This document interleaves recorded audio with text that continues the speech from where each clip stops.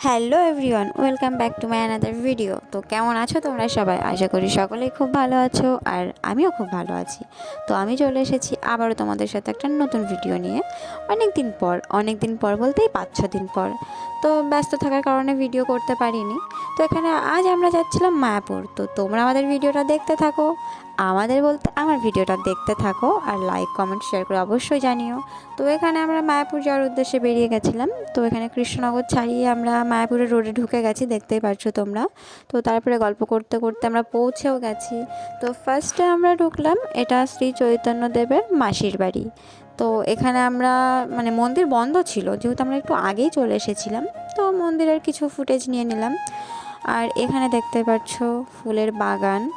তো তারপরে আমরা ঢুকে গেলাম প্রপার মন্দিরে। আর ওই যে স্কনটা দেখতে পাচ্ছ না, ওটা এখনও চালু হয়নি। তো চালু হওয়ার পরেও আসবো একদিন। তো আমি এর আগেও মায়াপুরে এসেছি। তো এই যে আমার বর আমার পাশে, আমার বর তো আমার উপর রেগেছিল, ওই জন্য একটু আমি আমার বরকে বললাম স্মাইল করে দিতে। সে স্মাইল করলো না, গোমরা মুখে হাসিটা দিয়ে দিল, যেহেতু আমার উপর রেগেছিল। তো তারপরে আমরা মায়াপুরে ঢুকে গেছি।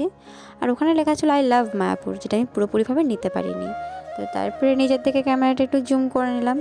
আর জানি না কেন আমার নিজের কাছে খুব ভালো লাগছিল। তো আমাকে তোমাদের কাছে কেমন লাগছিল সেটা অবশ্যই জানিও কমেন্ট করে।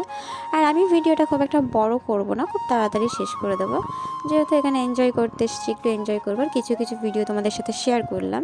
আর মন্দিরের ভিডিও তো শেয়ার করতে পারবো না, যেহেতু ফোন অ্যালাউ থাকে না। এরপরে শুরু হয়ে যাবে সন্ধ্যা আরতি। তো আমরা সেখানেই যাব সন্ধ্যা আরতিতে। তো দেখা হবে নেক্সট ভিডিওতে, ততক্ষণের জন্য লাভ ইউ, টাটা।